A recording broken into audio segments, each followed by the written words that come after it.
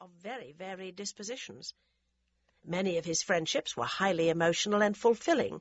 At least two, with the well-born Tommaso de Cavalieri and the noble Vittorio Colonna, were in contrasting ways love affairs, and he loved his servant Urbino like a father.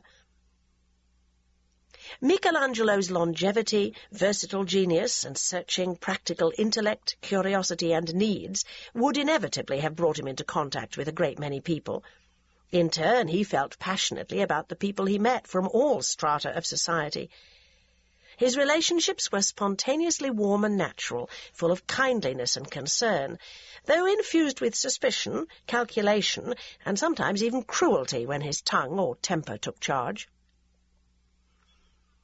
The events of Michelangelo's life introduce us to many of the dramatis personae of Renaissance Italy in their incomparable profusion.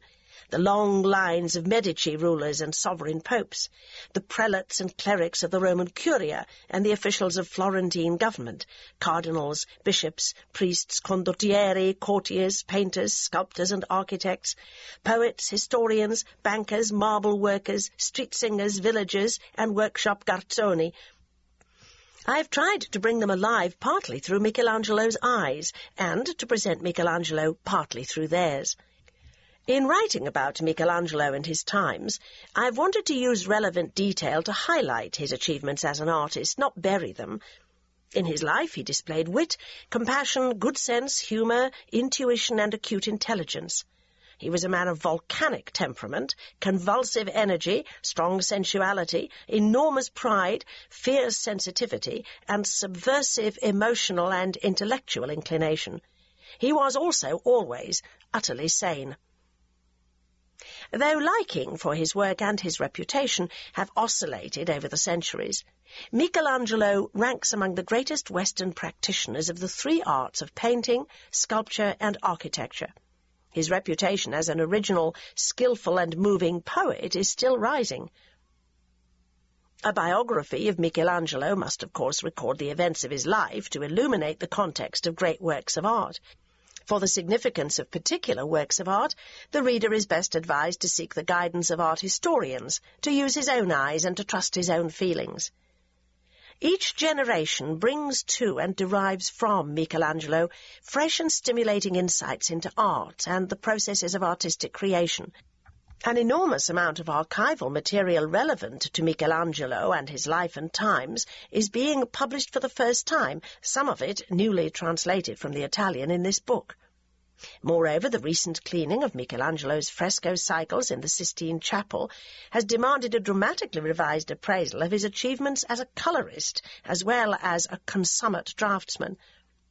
Again, reappraisals of the historical context of Michelangelo's achievements, for example, the view of the so-called Counter-Reformation as parallel to the Lutheran Reformation in its yearning for spiritual renewal rather than simply in stark opposition, put Michelangelo's own religious sensibilities and much of his work in a radically altered historical framework.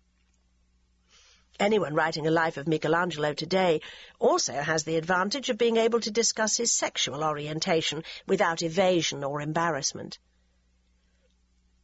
My first glimpses of Michelangelo's works came in 1950, when I visited Florence and Rome for Holy Year.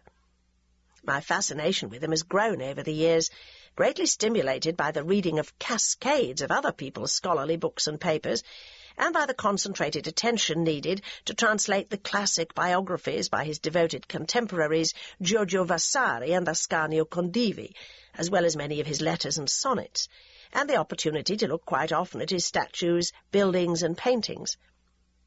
I have, above all, been helped to complete a long, enjoyable task through the patience, thoughtfulness, knowledge, and kindness of the following: Sidney Anglo, Giovanni Aquileccia, Aideen Archbold, Leonard E. Boyle, Anthony Brooke, Jenny Bull, John Berry, Andrew Cameron, Wilfred Cameron Curry, Peter Carson, David Cast, Brian Chessel, Cecil Clough, John Cullis, Bob Davenport, Judith Flanders, Giles Gordon, John Hale, Nigel McGilchrist, the late Fabrizio Mancinelli, Nicholas Mann, Philip Mason, Linda Murray, the late Peter Murray, Paolo Nardi, John O'Malley, Frank and Orietta Doria Pamphilja, Walter Persegati, Peter Porter, Michael Quinlan, Lily Richards, Claire Robertson, Nikolai Rubinstein, Esther Sidwell, Patrick Sweeney, Guido Waldman, Julia Watson,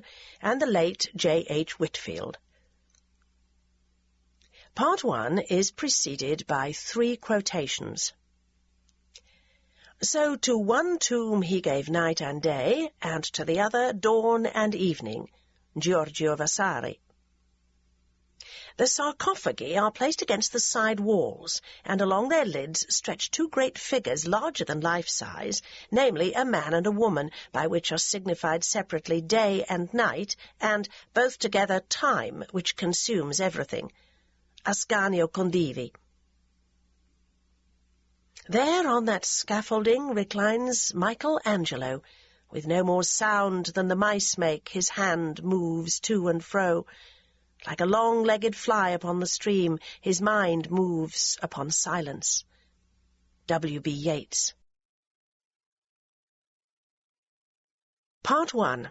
Requiem, 1564. 1. Obsequies in San Lorenzo.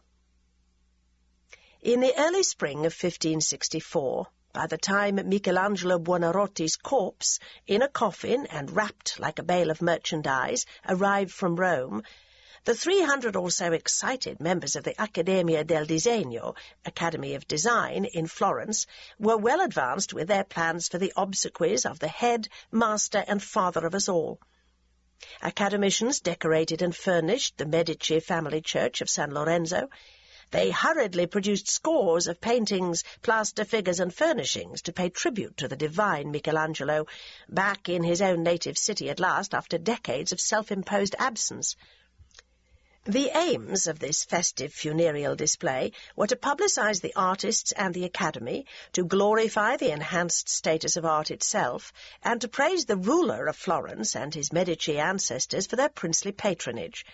Michelangelo's corpse was displayed to the curious and the reverent, and then interred in the Franciscan church of Santa Croce. A few months later, on a hot July afternoon, San Lorenzo was thrown open to the crowds for the Requiem Mass.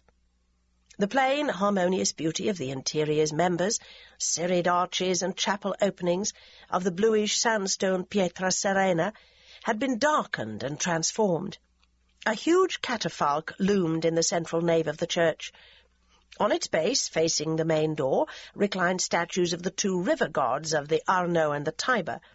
Over these, a chiaroscuro picture showed Lorenzo the Magnificent welcoming the young Michelangelo to his renowned garden school of San Marco. Other pictures showed Michelangelo building the famous impregnable fortifications of the hill of San Miniato during the siege of Florence, and Michelangelo being welcomed back by the Medici Pope Clement after the retaking of Florence by imperial and papal forces. On the second tier of the catafalque were depicted Michelangelo presenting his stupendous wooden model of the Dome of St. Peter's in Rome to Pope Pius IV, with a statue of architecture above. Michelangelo at work on his fresco of the Last Judgment, with a statue of painting above. Michelangelo with his own works of sculpture, under a recumbent statue of sculpture, and Michelangelo writing poetry, surrounded by the 9 muses, led by Apollo, who was crowning him with laurel. From the base of the catafalque rose a pyramid with 2 oval reliefs, facing the main door and the high altar respectively. Each showed the portrait head of Michelangelo, executed by Santi Buglioni. On top of the pyramid was a sphere, and on it, about 60 feet from the ground, was Zanobi Lastricati's figure of Fame, holding Michelangelo's emblem in the form of 3 intertwined wreaths and a 3-mouthed trumpet. Black cloth hangings along the chapels throughout the church set off another series of paintings of events attesting to Michelangelo's preeminence in life and the hereafter. There were also various representations of death, among them a skeleton who had thrown his scythe to the ground and was weeping for the loss he had inflicted on mankind. As candles flickered around the catafalque and the altar, the scholar and writer Benedetto Varchi gave an address crammed with fashionable conceits, eulogizing the works and life of the divine Michelangelo to the immense congregation. Michelangelo had been a recluse, a scholar.